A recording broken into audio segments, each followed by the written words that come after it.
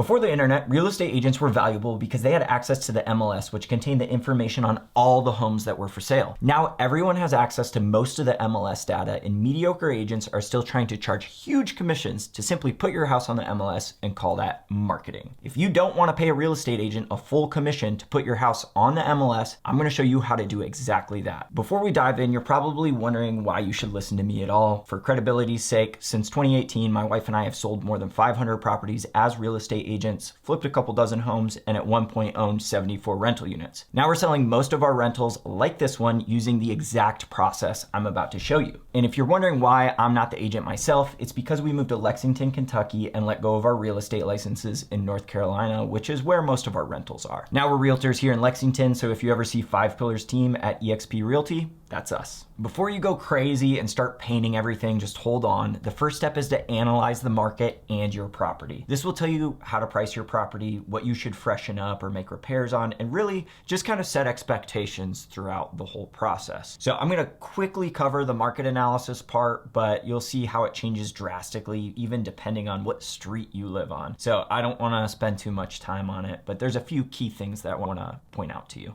Okay, so for the market analysis, what I'm gonna do is I just typed in Redfin data in Fayetteville, North Carolina. This is where the property is. I'm gonna pull up the Fayetteville housing market data, and I'm just gonna cover the last, I can even go to the last 3 years. Pricing, you don't really care about that because that's the median price for the market. The only thing I'll say about the median sales price is that if your house is around the median sales price, it will generally sell a lot faster than, you know, a higher end home. A big thing I do want to point out is the number of homes sold. So if we look here, you see these dips and you'll see January, February, you know, December, January, February, it kind of picks up in March. And it's just a repeat process throughout the year. So if you're listing your house going into the fall, just keep that in mind that not nearly as many houses sell. And as you can see here, the median days on market, this also goes up in the winter because houses don't sell as fast in the winter. That's just how it goes. And the thing I don't necessarily like about Redfin is we just hit May. It's May 1st right now. And this only gives me data up until February. I mean, you could check any other place. There's Realtor.com. I don't really like their data. Another one is Zillow. So if we type in Zillow, there we go, and pull this up. If this was the median days to pending in March, hopefully it's a little bit lower now that we're in May. But this should give you a good idea of what you can expect. Just overall, you know, median days to pending. If you do have a higher price home, those do take a little bit longer to sell. Sometimes. If it's in great condition, a really desirable neighborhood, it really shouldn't take that long. But if you're up there, the multi-million-dollar price point, that can take a while. Okay, we basically covered everything that you really need to know for the market overview. Again, things change drastically by your neighborhood, so let's talk about how to analyze your property specifically. This will really give you an idea of how much you can sell your property for, what work you want to do, and really how long it should take. Let's talk about how that's actually done. Appraisers and real estate agents use a term called bracketing. All this means is I like to think of it as a sandwich. So if we have your house, we want to find a house that is a little bit, you know, very similar to yours, but a little higher quality. Find out how much that sold for. And then we also want to find a few houses that are a little lower quality and see what those sold for. Ideally, your house fits right in the middle. And of course, appraisers will make adjustments to, like, for example, our house doesn't have a garage. The houses that sell for a little bit more that have a garage, they'll make like a $10,000, $15,000 adjustment to the houses that do have garage to try to find out what the true value is. Hopefully that makes sense. One quick thing, if you live in a state like Texas, you can see that they don't have any actual values. They don't share that data with the public. What I recommend you do is just hit up a few real estate agents. Some of them might try to charge you money to send you comparable properties. Ask a few more agents, and a lot of agents are happy to help you for free. Let's dive into how this is actually done. Personally, I like using Zillow. I'm gonna use whatever tools that you guys have accessible to you, but I'm familiar with Zillow, so I'm gonna use Zillow. You can use Redfin, Realtor.com, whatever suits you. What you're gonna do is first type in the address, your address, or whatever property you want to run an analysis on. So I'm gonna type in this, and as you see, our house is for sale right now. You can X out of that, and then Zillow automatically generates this boundary. I just clicked outside of it. It got rid of the boundary. And what you'll notice is if I zoom in, this is the exact address that I typed in. So if I zoom out a little bit, that will give me an idea of the properties that are for sale right around mine in our neighborhood. If I zoom out even further, going across this main highway, generally speaking, you don't necessarily want to do that. Sometimes you do have to, but in this scenario, I don't need to. So I'm going to zoom in and keep my area kind of small. Now, if you're wondering what you should use for comparable properties, first of all, you want to look at what year your house was built. The beds, the baths, the size is really important, and also the size of the lot. Those are like the 3 or 4 main things that really matter when it comes to analyzing a property. Now, when it comes to square footage, you can go 25% above. In this case, I'm not gonna do the math, but you can just, multiply 1439 by 1.25. That will give me the top that I wanna be at, or I can subtract 20%. That's roughly 288 square feet, so down to maybe 1,150 square feet. In Zillow, I don't have the ability to go that precise, so I'll start it off a little smaller. I'll put the bottom at 1,250 I'll put that at 2,000 and I'll put this at 1,250. With year built, I try to keep it within 10 years of my house, so 10 years above, 10 years below. And then beds and baths, I typically like to keep that within 1. This being a 3-2, this is an area with a lot of 3-2s, so if I need to go to a 4-2, I will, but I probably won't use a 4-3 as a comp. If you have like a 4-bed, 3-bath house or a 5-bed, 3-bath house, you could be a little more forgiving in there as far as like, okay, I can subtract a bedroom or a bathroom. And then of course, I always start with the neighborhood. So these are active properties right now. Let's go ahead and switch this over to sold. And one thing you always want to do is switch it to sold in the last 12 months. If you prep your house and do all this stuff, 12 months now is going to be 14 months, 2 months into the future. So just remember, you're going to have to go back and pull it again. If you want to be extra careful, you can use comps within the last 6 months, but again, the market isn't as active in December as it is going to be in May. So June of last year might be more similar to the market right now than what December was, even though it was within the last 6 months. And that actually gives us a lot to work with. So I'll be able to do everything that I need to with these values. Before we actually dive in, what I recommend you do is I recommend you don't apply any of these filters. Just reset everything, maybe zoom out a little bit, and actually look at everything around you that is currently on the market. This will give you an idea of what your active competition is. From there, we're on for sale. All the apps are gonna be a little bit different, but these are all the properties that are active, not under contract. So what I wanna do is I wanna go into property status and select accepting backup offers and pending and under contract. That way I have access to see all of the pending and under contract properties as well. And you can go in and look and see how long it actually took those properties that were under contract to go under contract. And then after you've finished doing some repairs or whatever, you can come back and see what they actually sold at. Okay, so I'm going to switch back over to the sold and go through this with you guys, because when you look at the photos and then you go see the property in person, you're usually like, oh, this is pretty different. So I'm gonna go through and click through these photos and tell you guys some little things that I see from the professional photos that you might not be able to see. You just gotta look really close. So I'm gonna reset these filters really quick. And before we start clicking through the photos, we're trying to create that sandwich. Let's find a couple houses that are a little higher quality than ours and a couple houses that are a little lower quality, and then we can sandwich in that price per square foot. So let's start clicking around here. This one is a bit smaller. I think it's still within our range. It sold for $190,000. Let's scroll down. In June of last year, and you'll see it was listed at 190, closed at 190. So I'll click through these photos real quick. Kind of an ugly yellow color, but nothing looks to be peeling. The agent or the photographer, I don't think they even got professional photos, so this isn't gonna look very good. They didn't even bother turning the lights on. Whenever you guys take photos, turn the lights on. A good professional photographer is going to know to do that. This is kind of hard to tell. It does have a fenced-in backyard. Our house has a fenced-in backyard. And actually, what we should do is start with my property. So I do think this is a fairly good comp. Everything looks like it's in decent shape. Let's go through real quick.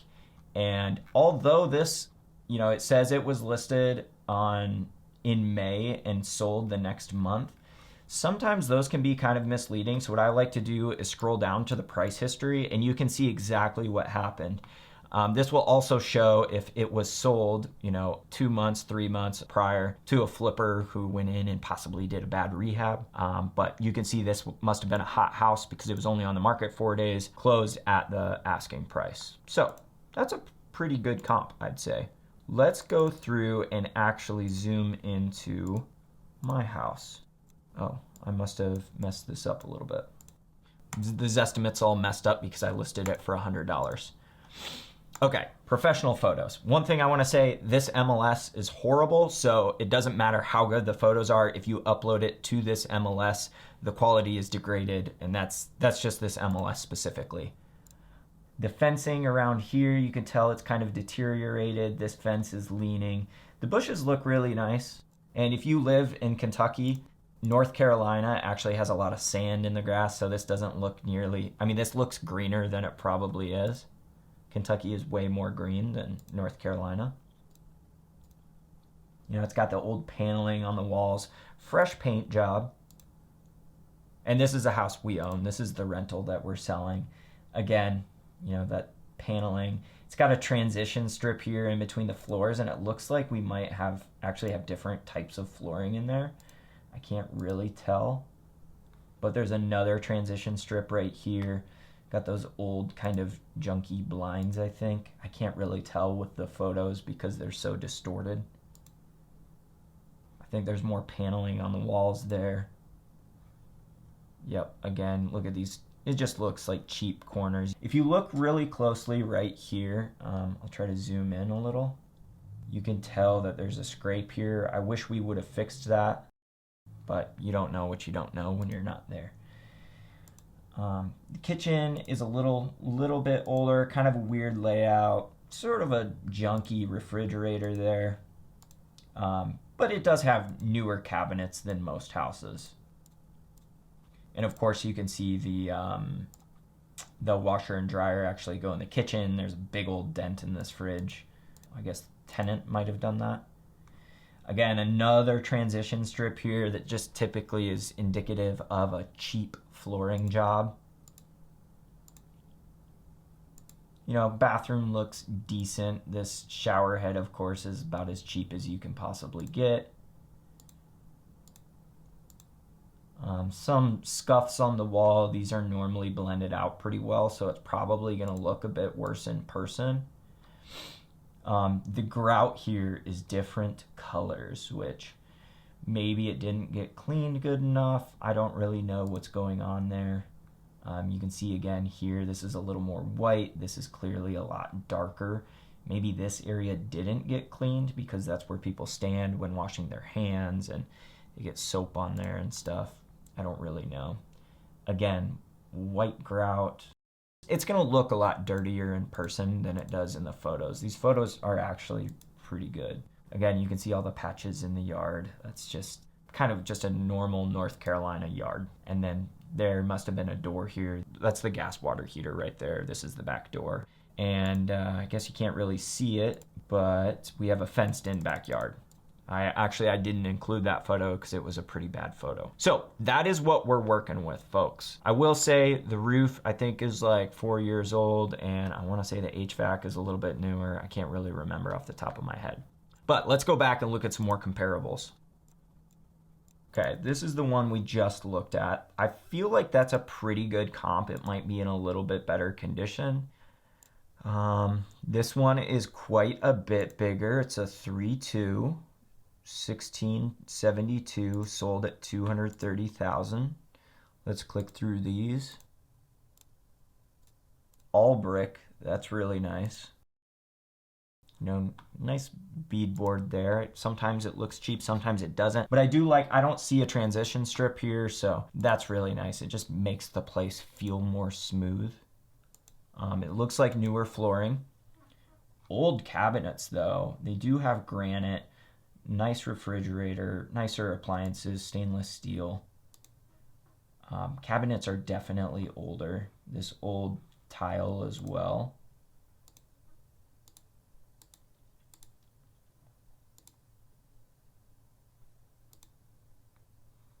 This is probably paneling, but it looks like they did a really nice job staging this house. Some newer light fixtures. They do have a dedicated laundry room. We do not. Decent bathroom, fairly updated cabinetry that isn't like the bottom of the barrel stuff you buy at Lowe's. Tile surround, a decent shower head. These are minor details, but like every minor thing does matter. Is this a half bath? I only saw a half bath there. Maybe it is just a 3, 1.5, which is a pretty good sign. They do have a really nice backyard. You know, doing a deck like this isn't cheap. Pavers, laying all that stone down, not cheap. They have nice gutters here. Those are brand new. Those look like 6-inch gutters, which are a little bit bigger. Here we go. Let's look at this. Family room, utility, kitchen, foyer, bath. Yep, and they just have a half bath for the master, which I don't know if I would necessarily use this as a comp then. Let's find out what actually happened here. So this was sold in 22 for $185,000, and then it was listed for sale in June, dropped price 5 days later, pended a week later, and sold at the listed price. So it's a pretty good deal. Let's look at this one. 4 beds, 2 baths, almost the same square footage as ours, $222,000. It does have a garage though. So it was sold for $145,000. So someone came in here, probably did quite a few repairs, upgrades. My guess is everything looked really fresh. Let's click through these photos real quick. So it has a garage. Roof doesn't look horrible. Can't really tell with the photos. It's got a nice front porch.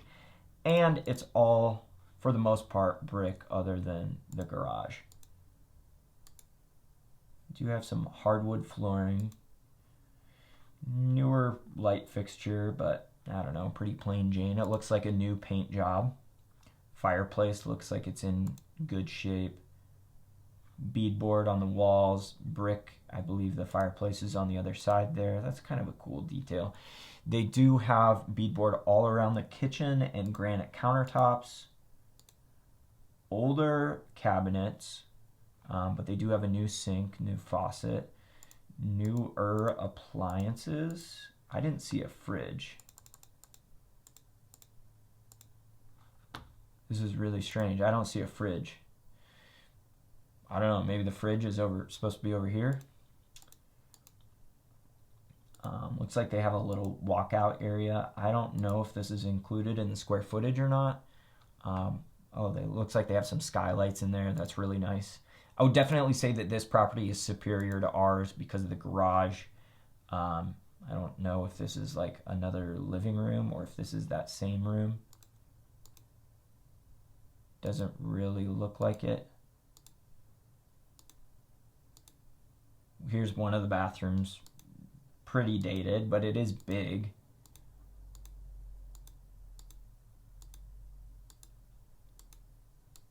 Another bedroom. I think this is a half as well. Storage, laundry, bedroom, bathroom. This is a half bath as well. It's kind of tough, $220. It has a garage, similar square footage, but this is a 4, 1.5 again. So I would still consider this property to be a little bit superior since it's more updated. So if we look at the price per square foot, we've got $154 per square foot. This one, $148 per square foot. It's quite a bit smaller though. So if this were bigger, the price per square foot would actually go down. I would actually consider both of those superior. We'll go off of this one, which is $138. I think that our house is very similar to this one. This one has a lot more space, but it's missing a full bath. This one is more updated. It looks cleaner. I would say actually all three of these are superior. Let's go with, I don't know, like $135 per square foot. What does that come out to? $194, which coincidentally, right what I listed it at. I used other comps, but I'm trying to keep this simple for you guys. I don't recommend spending tens of thousands of dollars upgrading your house unless you're a construction expert and you know how to install cabinets and countertops and, do plumbing and stuff like that. You can actually make a lot of money doing that yourself. Speaking to the majority of people, don't go and spend a bunch of money on upgrades. Just do repairs. Things like if there's a stained carpet, go ask a professional if it's cleanable. If there's anything broken, just fix it. If you are going to do an upgrade, do it for the owner by upgrading the master suite or the kitchen instead of doing like a guest bathroom. A lot of people have kids, not saying that everyone does, but the kids aren't buying the house normally. And if you're looking for some cheaper, easier upgrades that will make your home look and feel new without breaking the bank, a good place to start is like light fixtures and ceiling fans. You can get a really nice ceiling fan for your living room, $300, and it will change the space. Bedroom ceiling fans you can get as low as $100 each. People typically prefer to have ceiling fans in bedrooms and not the little boob lights. Another good thing is handles and hinges on doors. They're generally pretty cheap. You can switch everything out for under $30-40 a door if you get stuff off of Amazon. Just make sure you get the correct shape and size of hinges. I think they come in like 3. Most hinges for doors are 3.5 inch, and then exterior doors are generally on 4-inch hinges, and they come in rounded edges or square. So just make sure you get the right ones that match your door frame so there isn't like a big corner cut out around your hinge. And then the biggest thing that can also be the biggest mistake ever is painting, because paint is actually relatively cheap. The majority of the cost of getting your house painted is actually labor costs. But if you are not a good painter, you can't paint a straight line, you don't have attention to detail, find someone to do it for you. Please do not paint your house if you are a slob. One key thing that I would say is pick a neutral color. If you paint, in the 2025 special pink color that, is trending right now, that could actually turn off a lot of people. If you just go with something neutral, like an off-white, I think we use something called like albatross. One thing about a whiter color is that people can actually think about changing it later on, whereas if you paint a room purple, it's blinding. I don't know how to explain it. It's overwhelming, and a lot of people can't see past that. And if you're not sure at all what to choose, there's a ton of interior designers out there that are like pretty affordable that I'm sure you could send photos to and pay them like $300 to have them pick out all of your paint colors. If you don't want to paint your house all one color, which I do not really recommend you do, just remind them that you are looking to sell the house and tell them to go with a more neutral color tone. Flooring. A lot of people don't want to deal with it and might offer a credit to the buyers. This is where I think it really, really depends on what is going on in your neighborhood. If you live in an area where houses are selling really fast, it's highly desirable, people want to get in your neighborhood, you can kind of go over some of this stuff and price your house accordingly. If there's a bad spot on the floor, one thing you can do is write, seller is willing to credit the buyer $5,000 at closing to replace the carpets. So that way when they look at it, the problem that they're feeling is immediately relieved, versus like if they see the problem and it sits with them for a while and they see multiple problems and they start adding on, it's hard to get that relief if it's given to them afterwards. Don't get me wrong, there are buyers who won't be able to see past it. But again, if you're in an area where houses are really desirable, people want to get in there, a lot of people will be able to look past that. we're going to talk about staging, decluttering, really your personal belongings. Buyers need to imagine their own belongings in the house. So if you have every square inch covered in decor and furniture, you need to get it opened up. It is far better to have the house too empty than too full. Shelby and I walked a 10,000 square foot house with an unfinished basement that was probably another 4,000 square feet. There was stuff on the stairs as you were going up the stairs. There's so much stuff in this house, which, I mean, it was tastefully done, but it was too much. A way that I like to explain it is you want someone to feel like they are more so walking into a hotel or like an Airbnb versus walking into someone's home. Because when you're walking into someone's home, it feels like you're in someone's home. But if it looks more neutral, like it's a hotel room or an Airbnb, they can kind of start to imagine themselves in that space. So if you're wondering where to put all of your stuff, if you have a large utility closet or a storage room in your house, it can go in there. If you want to go and get a storage unit, they're really not that expensive. Another thing, put it all in the garage. Try to make it neat, box everything, otherwise you're going to regret it later. The key point is get it out, get it ready. If you are moving, you're going to have to move and, pack your stuff anyways. You might as well do it sooner so you can get more money for your house, sell it faster versus trying to, just delay it for whatever reason. Another key part of prep is cleaning. This is something you can do over time, but remember, this is like a deep clean. Clean like it's supposed to be brand new. Clean all the stuff that you wouldn't normally clean. I don't know what to tell you. Just make it really, really clean. Once everything's ready, your house is clean, you got everything moved, the next step is taking photos. And if you want to save $300 and take photos yourself, please don't. And here's why. One second. Everything in marketing is a funnel, right? When people are shopping for houses, they're usually doing it online now. I don't think a lot of houses get sold by, people driving down the road and seeing a for sale sign and then just getting into it without actually looking at the photos, because everybody's got access. All you have to do is get the address, type it in on Google, and you can look at photos of a listing immediately.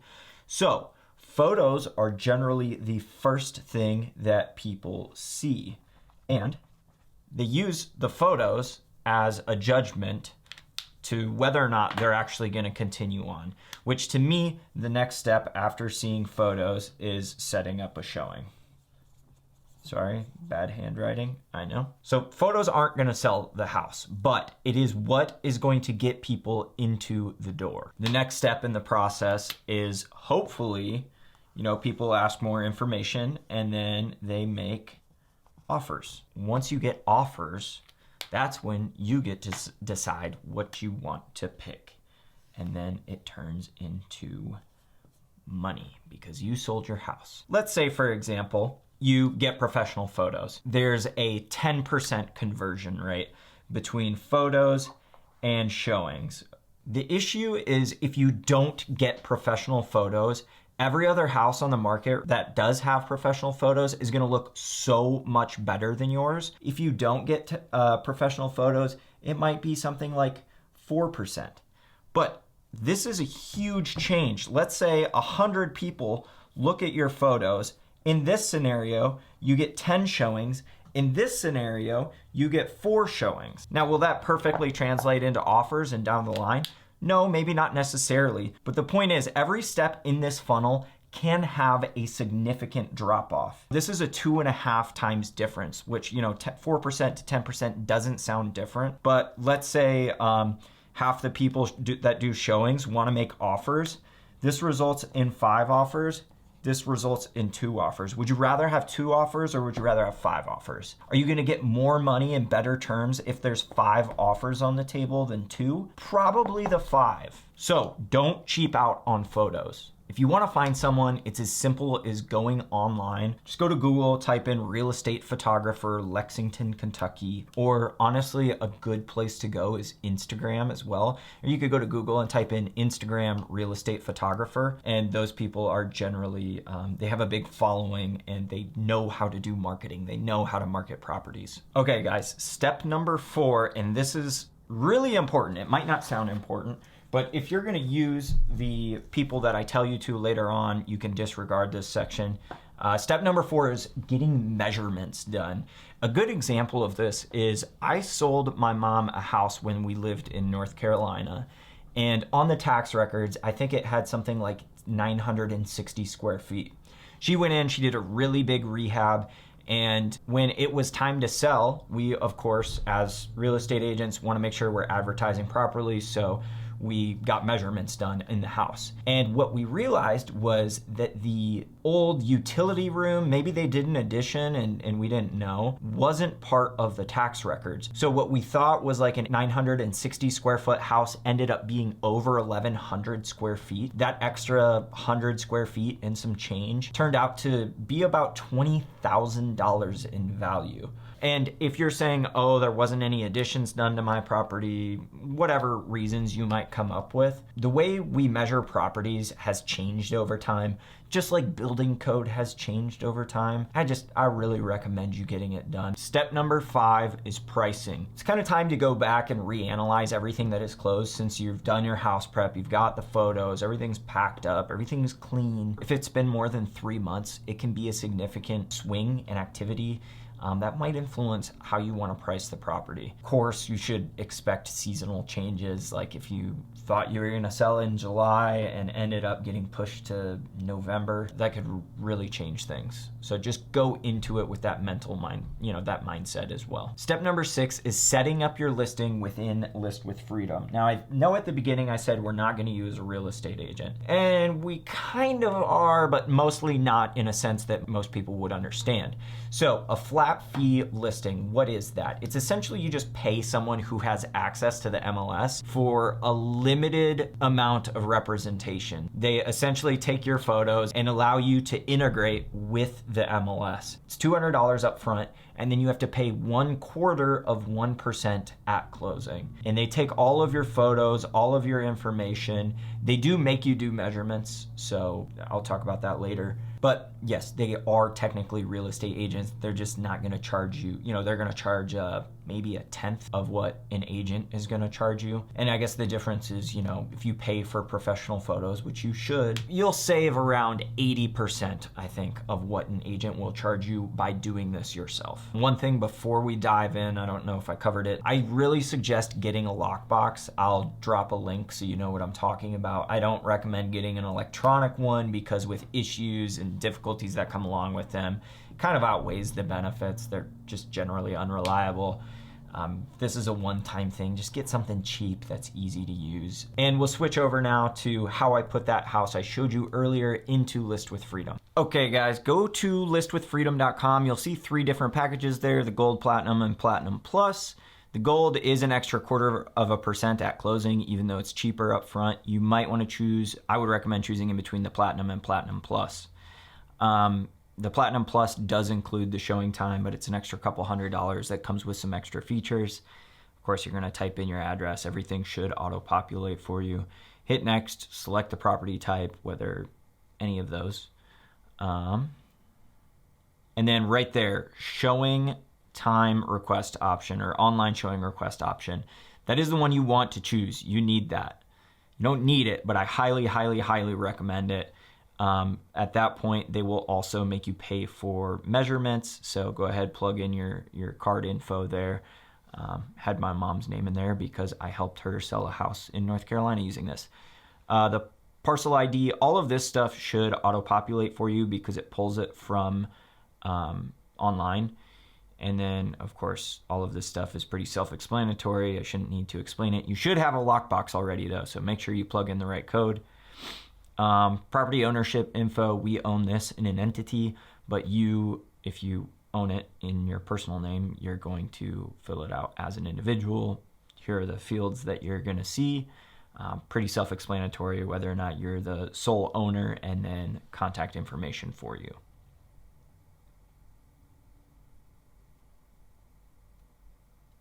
And I sped that up. You guys can see the bubbles moving really fast.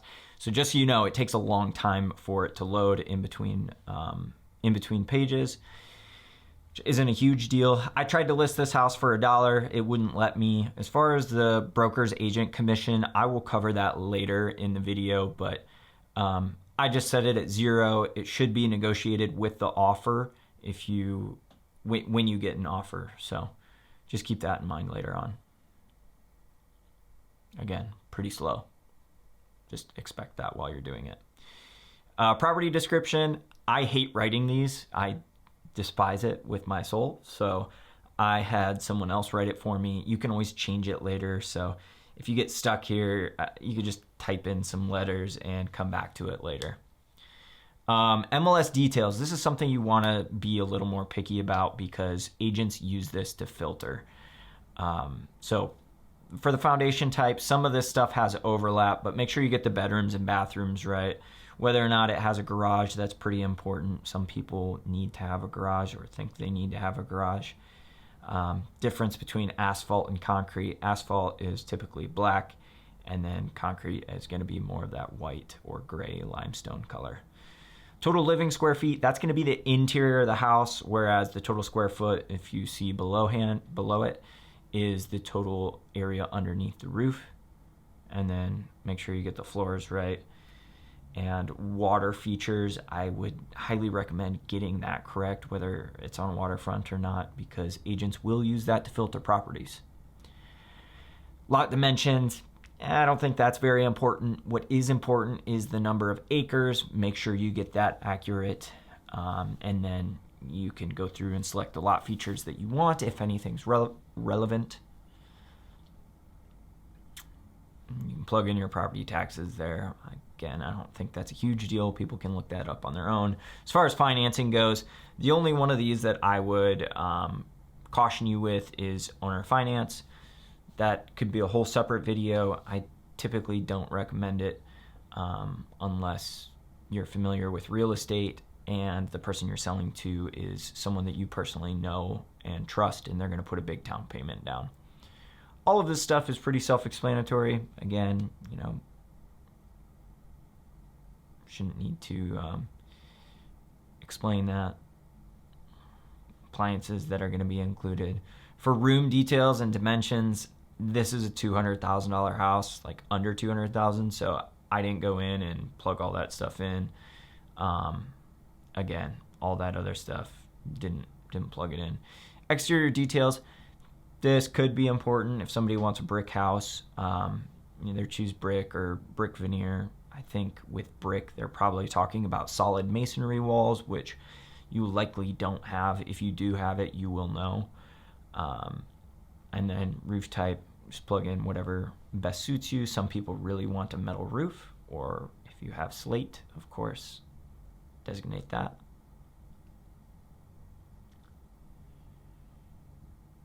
Fence, if you got a fully fenced in backyard, make sure you put that in. Some people have dogs and they will only buy a house that has a fence. Of course, hurricane stuff, didn't really need it in central North Carolina. Subdivision, if you guys have any of this stuff, you're in a 55 and older community, go ahead and plug that in. Utilities, this is something that you want to be accurate on. Some people will not buy a house if it is on a septic system. I flipped a house a few years ago and listed it as it was on public sewer because I thought it was. The owner told me it was. I didn't actually go in and check, and our buyer backed out the day, literally like an hour before closing, because they found out it was on a septic system. I had no idea. Photos, pretty self-explanatory. Click on it, select the files you want to upload, hit open. They're going to take a while to upload, and then you're pretty much done, you guys. Whether or not you want to provide feedback. But as far as setting expectations, once you submit it, they will send you paperwork. That might take a day or two. And then once you send the paperwork back to them, it could take another full business day or two for them to get the property on the MLS. While you're in that waiting period, you can go ahead and get started on the next part. Step number 7 is to tell the world. You've got your photos done, you've got it listed on the MLS, but here's the thing. Not all people are searching on the MLS. People have kids, they've got jobs, they don't have enough time. Anywhere that you can post an item for sale, I recommend that you put your house there. You do a Facebook post, do an Instagram post, list it in Facebook Marketplace, People still use Craigslist. There's a new one called like Nextdoor. Throw it up everywhere you possibly can. Of course, it's going to be on the MLS, so everybody who is actively looking to buy a house will know. But actually, I'm going to go on a rant really quick. A lot of agents brag about not spending money on marketing. But if you are going to pay a real estate agent tens of thousands of dollars, why wouldn't they market your property? Marketing isn't cheap. It either requires a lot of time or money. And that's why I make these videos, is so you don't get stuck with an agent who, brags about how much money they make or how many houses that they sell, and their marketing channel is just listing a property on the MLS. If you're going to go through and do all of the hard work to get your house to be, an amazing product, and the only thing that an agent is doing for you is helping you get it on the MLS, I would rather, have you put success in your own hands than put it in someone else's hands who took a 2-week course. They don't know anything about construction. They don't know anything about marketing. They don't know anything about negotiations. Generally, if you are a working professional and you can have a conversation, you can do all of this yourself. A perfect example of this is, let's say for instance, you want a home inspector. They don't have any experience in building houses. They don't really know that much about construction, but they went to the 2 or 4 week course to get their home inspection certificate. They're licensed all of a sudden. Now, would you rather have someone who went to that 2 or 4 week course that is now a qualified licensed home inspector? Or would you like the builder who built houses for 5 years and didn't like managing people, so he decided he didn't want to manage people anymore and he went to go get his home inspection license? Which one would you choose? Would you choose the newbie, or would you choose the experienced home builder who's got all of these different layers of knowledge when it comes to homes? Not just homes, but also working with contractors. He probably has a really good network of contractors. Personally, I would pay double or triple what it would cost to hire that prior builder home inspector than the newbie who doesn't really know anything. And that's the difference when it comes down to real estate agents as well. So that's it. The rant is over. The next step is to follow up with interested parties. As I showed you in the video, you want that showing time access so people can go in and automatically request access to your house. I will say, do not let anyone unlicensed in your house. If they are licensed, they will have access to showing time. They won't need to text you and ask you for the code. If they are asking you for the code to your house and it's in showing time, that's an immediate red flag. Unless you've already spoken to the agent and they're having issues getting in, because that actually does happen all the time. Maybe you type the code in wrong in showing time. There are horror stories of people selling their house, doing it themselves, and they let someone in there who ends up stealing all their furniture. So just don't make that mistake. Now, when you're following up with interested parties, before the craziness of COVID, listing agents actually had to use a rare and valuable skill to sell homes. It was called effort or work. Just talk to people, have a conversation, find out why the buyers don't want to make an offer on your house. And to be completely honest with you, there's a lot of things that are totally outside of your control that is the reason that your house doesn't work for them. So if people aren't making offers, don't let that discourage you. If you're getting discouraged or rethinking everything, I strongly encourage you to go back, look at all the comparable properties in your area, and really reflect on how long have they been on the market. Is it the slow season? There are so many different things it could be. While you're waiting on getting offers, you can go in Google and type in, sample North Carolina Realtor contract, and you can read through some of the older copies. I think you can find them on Google. The current ones are a little bit harder to find, but it will give you an idea of what the structure is. Every state in a realtor association has their own contracts. In those contracts, there really aren't that many changes to be made to the forms and actual structure of the offers. I'm about to go through the Kentucky specific one with you, but when you do get an offer, I recommend you read through the whole contract. I'm not a lawyer, but normally the standard state realtor contracts, they're pretty self-explanatory. And if you've of course bought a house before, if you're selling, well, not of course, but if you're selling a house, you generally have bought one, so you understand the process a little bit. So read through the whole contract. If you really want, you could hire an attorney to look at it for you, but generally speaking, it might take a few days for the attorney to get back to you. And if there's a buyer's agent on the other side, it's just going to be the standard contract. I recommend just reading it yourself. It's really not that complicated. And of course, I'm not an attorney. I'm not allowed to give legal advice, so don't even listen to me anyways when it comes to the legality of all of this stuff. But I'm going to briefly cover the general process seems to be the same across most states, unless you live in like New York City. They do things really weird there. I'll go over Kentucky specific here in a second, but there is normally, of course, a buyer and a seller. There needs to be an amount of money on the contract.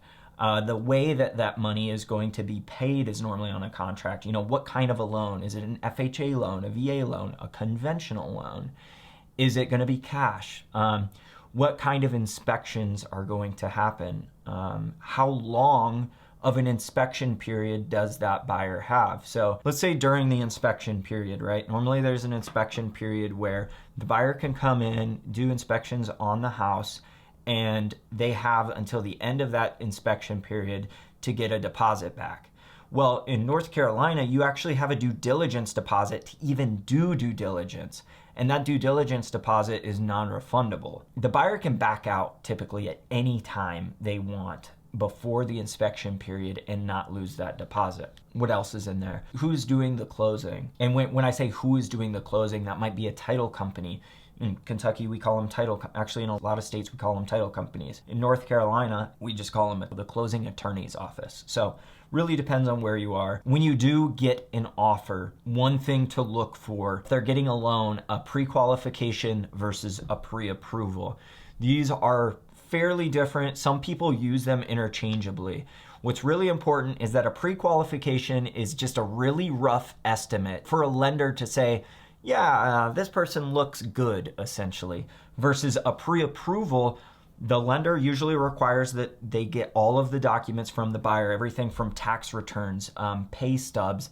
They pull their credit. They've already gone through preliminary underwriting and said, okay, no, this person is actually like a good buyer. Another thing that you can do is when you get that pre-qualification or pre-approval, if you're not sure what it is, go ahead and call the lender. A good lender is going to be happy to talk to you. And honestly, if the buyer wants the house, they want you to call the lender. They want you to feel good about working with that lender. If they're in charge of getting the buyer the money, they have a lot of power. I think I covered everything, general stuff in the contract. Now I'm going to deep dive into the Kentucky specific contract. So let's do it.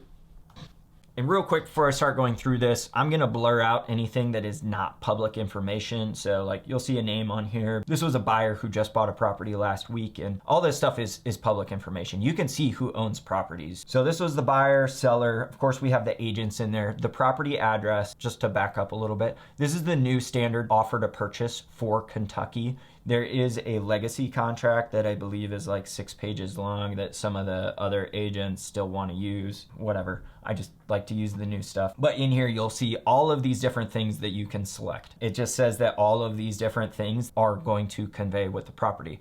One big point of contention could be if there are some of the items in the photos and you have recently removed them from the property, I would just make sure you get that cleared up in writing, so that way they don't think some of the stuff from the photos is conveying. For example, this house actually, he got all the pool accessories. If there's a fuel or propane tank on the property, normally that conveys. It's usually essential to some items on the property. Of course, there's going to be a purchase price, escrow. So the escrow holder can be anybody, but a lot of times it's the title company, whoever is going to do the closing. This makes things easier, so that way the buyer sends the money to the person doing the closing, instead of sending it, to the agent office and then the agent has to send it to the title company. It makes things a little easier to skip that step. Now you'll see the escrow deposit is actually part of the inspection period. It's the deposit to do due diligence on the property, kind of like a form of good faith.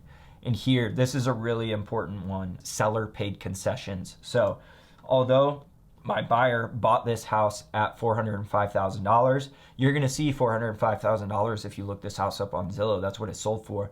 But what you don't see is that the seller gave him $6,000 at closing to help cover his closing costs and any contingencies, right?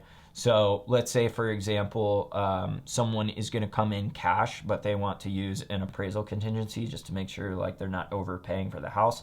They'll select this and they won't, oh shoot, I can't edit this. And they won't select the financing contingency. But since there's a financing contingency that automatically is built in, there's automatically going to be an appraisal. To talk about the appraisal real quick, an appraisal is a third-party assessment of what a property is worth on the market. If one buyer is willing to pay $500,000 for this house, but they're trying to get a $500,000 loan, the bank wants to make sure that that house can sell for $500,000 if for whatever reason the buyer defaults. Now loans, okay, let's talk about the actual loan type. Conventional, these are normally the best kind of loans to get because they don't have any added or separate appraisals. With an FHA or a VA appraisal, since they're lower down payment loans, you know, FHA I think is 3.5%, and VA is 0%. USDA, I think, is also 0%. They require specific appraisers who are certified to do appraisals for USDA, VA, FHA. That might not be entirely accurate how I said that, but regardless, they are specific appraisers. And since they are low down payment loans, the appraisers can require repairs. FHA, VA, USDA, big things that they don't like. They don't like peeling paint. There used to be lead-based paint. They didn't want kids eating lead-based paint chips. Of course, we haven't used that in 50 years, but it's still on there. They still don't like any peeling paint. Another thing, floor, any exposed flooring. I'm guessing this goes back to asbestos flooring. They don't want asbestos getting up into the air, causing cancer. So like, even though there might be a hole in the carpet, they're gonna say, no, it needs to be fixed. If the carpet is separating at one of the joints, they're gonna tell you it needs to be stretched back into place. Little weird stuff like that is kind of like a minor detail. VA, FHA, a lot of those loans will require, and I always recommend, getting termite inspections. We'll talk about that later. If the contract is contingent on the financing or appraisal, it means that the buyer will order the appraisal no later than 6 days after the contract is signed. This means that the buyer has 11 days from the effective date to conduct all the inspections. So let's talk about inspections really fast. There's a bunch of different kinds of inspections, right? You've got your general home inspection. This is just gonna be a licensed home inspector who's sometimes licensed in other areas to do other kinds of inspections, are gonna check things, just the general health of the house, try to identify any water leaks. The lady that we use, she uses a thermal gun to find that, and she's really good. And she also does mold inspections. That's a separate inspection. Another common one that you see is going to be a termite inspection. Here in Kentucky, radon is really big. Actually, radon is really big everywhere. I'm originally from South Dakota. People back in South Dakota never talk about radon. People in North Carolina never spoke about radon. Here, radon is a big deal. It's really normal to get radon inspections and have radon mitigation systems installed. Of course, you've got mold inspections. In every house, it's really common to have some kind of mold. Not all forms of mold are going to kill you. There's mold outside. Like it's an organic thing. So don't let the word mold terrify you or potentially ruin a deal. Septic inspections, really, really common. Whenever there's a septic system, I always recommend the buyer get a septic inspection because those can be really expensive to either repair or replace. Some more specialty inspections are like chimney inspections or a survey. If there's anything that is in the disclosures and easily identifiable to the naked eye, I would push back really, really hard on that if somebody requests it during the due diligence period, because they already knew about it. Why didn't they factor it into the offer? But if something does come up, actually Shelby's got a really good saying for this. Let me pull it up. Shelby's my wife, by the way. She says, there is usually some form of renegotiation after the inspections are done. You don't have to do anything, but often compromise is required to keep the transaction moving forward. That is usually the case. It does suck to have to renegotiate stuff, and you don't have to do it. If you're not in a pinch and you don't need to move and you think what the buyer's asking for is ridiculous,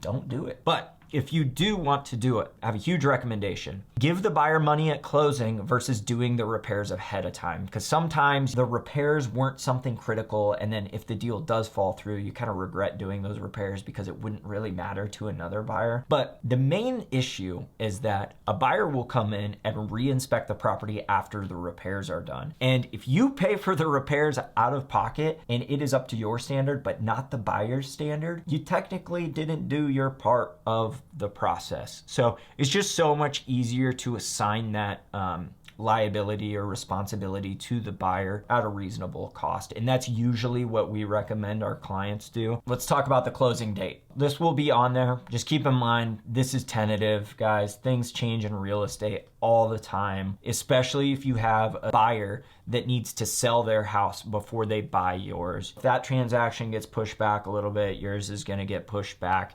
There's a lot of moving pieces, and we as real estate agents always do our best to try to keep everything on track. But a lot of times there's things completely out of our control. Accidents happen, people die. Okay, buyer broker commission. If you guys have done any reading, you're gonna see like, oh, sellers don't need to pay the buyer's broker anymore. The only reason that was a big deal is because there were bad agents, imagine that, who said you need to pay the buyer's agent. From my experience, sellers are still paying the buyer's agent commission. This is not like a standard rate. I'm not saying that by any means, but that is what I negotiated with the sellers, was that they would pay me a 3% commission on this sale. We closed on 2 properties last week. We've got 5 more under contract this May to close, and every single one of them has the seller paying the buyer's agent commission. So you guys are already saving money by avoiding the listing agent. Great. What you don't want to do is fight back on the buyer's agent commission from the get-go, and especially don't talk down to the buyer's agent because they have a lot of power in their hands. As the seller, you're not going to be speaking to the buyer, you're going to be talking to the buyer's agent. So remember, you guys are a team to get the deal to the finish line. I highly recommend that if you talk about the agent's commission, just do it delicately. Don't be dismissive of it, because chances are that agent has a lot more experience closing deals, real estate deals, and knows this contract like the back of their hand. The agent is bringing you the buyer. That buyer has chosen to use an agent. Look at your net. Look at what you are going to make with the sale of the property, and don't let paying the buyer's agent throw you off. So this is the deed. This usually doesn't happen often. You can talk to the title company.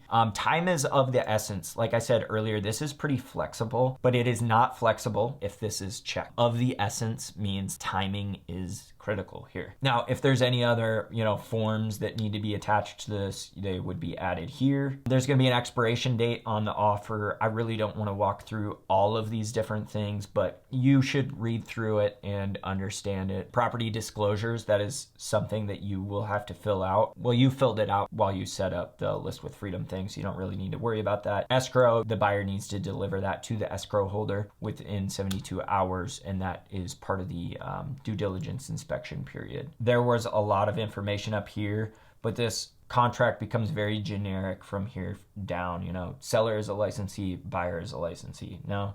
Okay. Read through all this stuff. It's got the specifics on the financing contingency.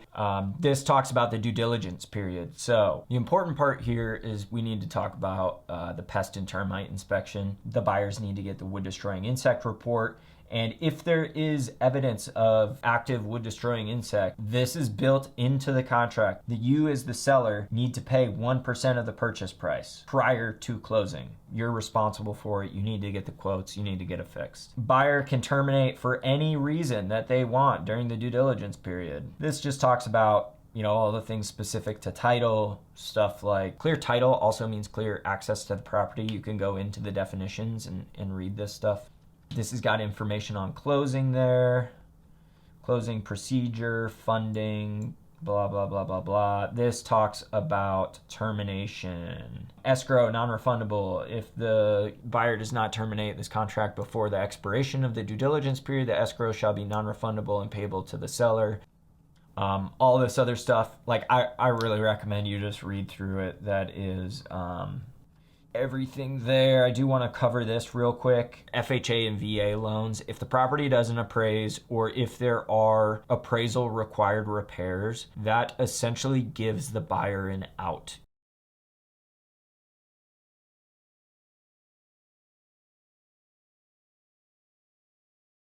because this gets messed up all the time. Just check the box if you're gonna accept or reject the offer before you sign it. It's really frustrating when people don't do that. Don't fill this out if you're rejecting the offer and you want to counter them.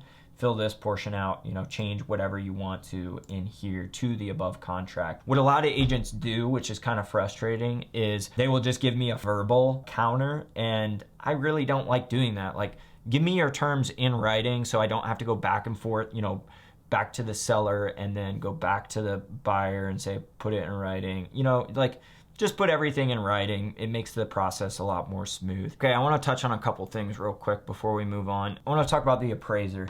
The appraiser is actually really important. They can burn the deal to the ground. So whenever the appraisal is scheduled after you accept an offer, make sure the house is clean. Like, if you've got a dog, clean up the dog poop in the yard. You don't really want to piss this person off. I think an FHA appraisal sticks with a property for 90 days. So if you have another FHA buyer that comes in, they're gonna see that appraisal. If your house does have a ton of interest, one thing that I didn't talk about when running comps before is appraisers also use buyer behavior as a huge factor in determining the value of your property. So if you've got 20 showings and you've got 5 offers and all 5 are at or above the asking price, tell the appraiser that so they know this house was really hot, like clearly a lot of people want it. What that tells the appraiser is, hey, a ton of people wanted this house at this price. Chances are it's safe for the bank to lend the money at that price. And then during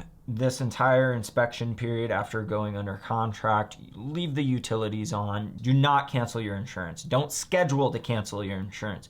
Don't even schedule to cancel your utilities. I hate dealing with utilities. When we were flipping, multiple properties per month, utilities was like the bane of my existence. I promise you, you do not want to call them ahead of time and have the utilities turned off, and then something happens with the buyer and you're still in your house a week after what closing was supposed to be without utility. You have to get all the utilities turned back on. It's just a nightmare. Don't do it. Wait until after closing and then you can cancel all of your services. Another thing, do not be the person that leaves the grass a foot tall. Just mow the lawn and clean the house. It doesn't need to be perfect, but just sweep. My mom just moved into a house that was so dirty and it was so frustrating. There's trash all over the lawn. And it's like, I understand the sellers have kids and they've got a life and all this stuff, but still, just be a decent human being. Mow the grass, get the house ready for the next person. Let's talk about closing real quick. It was really weird moving to Kentucky. In North Carolina, you never sit, buyers and sellers in the same room for a closing. Never done it before. Hundreds of closings. My wife and I have never seen it. Here in Kentucky, you can definitely schedule to sign at different times, but the standard operating procedure is having the buyer and the seller sign at the same time. You get to meet and shake hands. So if you are nasty to work with, or if the buyers are a bully during negotiations, you could do whatever you want. You can tell title that you don't want to show up to closing and be with them. The title company will tell you everything that you need to bring to closing. Don't show up drunk. I don't even want to talk about that story. Bring your ID. The title company will usually require 2 forms of ID. I think it's like a credit card and a driver's license or something. Bring all of the keys, garage remote, anything that was agreed to in the contract. Think about if you were to move into this house, what do you need in order to get access to the house? Make sure that you give the buyers all of the utility information so they're not struggling with that. Key takeaway here, just be a good person. If you saw earlier in this video when I was setting up the listing within List with Freedom, you saw that I listed this house for $100. If you want to see why I did that, click this video.